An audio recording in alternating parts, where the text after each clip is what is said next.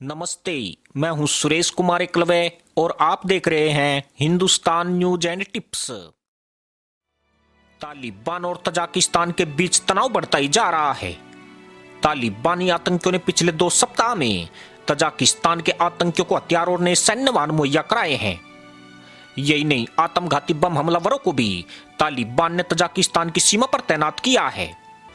तालिबान के इस खतरे को देखते हुए ताजिकिस्तान ने भी अपनी तैयारी पुख्ता कर ली है और अपनी सीमा पर बड़े पैमाने पर सैनिक तैनात किए हैं।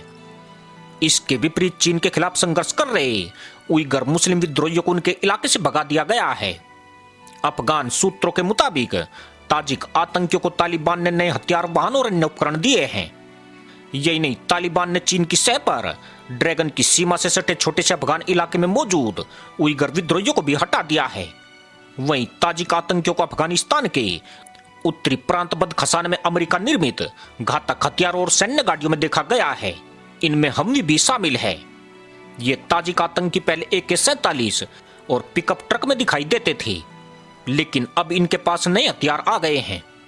माना जा रहा है कि इन नए हथियारों को तालिबान ने पूर्व अफगान सेना से छीना था। ताजिक और अफगान सूत्रों ने बताया कि तजाकिस्तान के कम से कम 200 आतंकी इस समय दोनों देशों की सीमा पर मौजूद हैं। अफगानिस्तान में तालिबान के कब्जे के बाद अब इस बात का खतरा मंडराने लगा है कि तजाकिस्तान में सुरक्षा संकट पैदा हो सकता है। यही नहीं, हजारों की तादाद में लोग शरणार्थी के रूप में तजाकिस्तान की सीमा में जा सकते हैं। ताजिक अधिकारी लगातार तालिबान पर दबाव डाल रहे हैं कि वे एक समावेशी सरकार बनाएं, जिसमें ताजिक मूल के लोगों को भी शामिल किया जाए, लेकिन आतंकी सरकार इसको अनसुना कर रही है। वहीं तालिबान ने तजाकिस्तान को धमकी दी है कि वह अफगानिस्तान के आंतरिक मामलों में हस्तक्षेप न करे।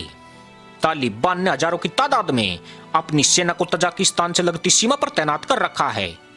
इससे पहले तजाकिस्तान ने ऐलान किया था कि वह 20,000 अतिरिक्त सैनिकों को अफगान सीमा पर तैनात कर रहा है। तजाकिस्तान ने पिछले दिनों रूसी सेना के साथ मिलकर बड़ा युद्धाभ्यास किया था।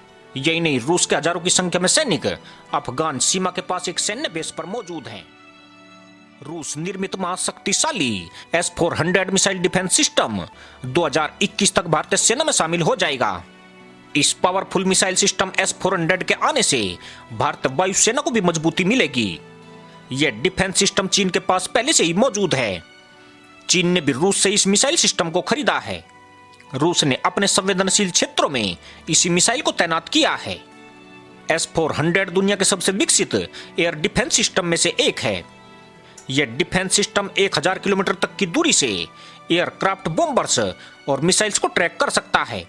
ट्रैकिंग के साथ ही यह डिफेंस सिस्टम टारगेट पर 400 किलोमीटर की रेंज से मिसाइल भी लॉन्च कर सकता है। रिपोर्ट्स के मुताबिक यह एक बार में 100 टारगेट पहचान सकता है। रूस जब सोवियत संघ का हिस्सा था, तब 1967 में S-200 अंगारा नाम की वायु रक्षा प्रणाली विकसित की थी। यह S सीरीज की पहली मिसाइल थी। यह मिसाइल किसी भी मिसाइल या विमान को मार गिराने में सक्षम थी। इसकी तकनीकी दक्षता का अंदाजा इसी बात से लगाया जा सकता है कि यह सिस्टम आज भी रूस की सेना में सेवा में है। S-400 मौजूदा वक्त की सबसे एडवांस एयर डिफेंस सिस्टम है। मौजूदा वक्त में रूस S-500 के विकास में लगा हुआ है। इस डिफेंस सिस्टम में मौजूद सुपरसोनिक और हाइपरसोनिक मिसाइलों से 30 किलोमीटर की ऊंचाई और 400 किलोमीटर तक के लक्ष्य को निशाना बनाया जा सकता है। S-400 से विमान क्रूज बैलिस्टिक मिसाइल के साथ जमीनी टारगेट को भी रौंदा जा सकता है।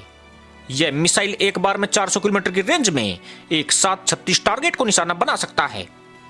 S-400 मिसाइल सिस्टम में करीब 12 लॉन्चर होते हैं, जो अलग अलग क्षमताओं से लैस होते हैं। इससे 3 तरह की मिसाइल को एक साथ निशाना बनाया जा सकता है। पुराने S सीरीज के मिसाइल के मुकाबले यह करीब 2 गुना ताकतवर है। इसी के साथ अनुमति दोस्तों, जय हिंद।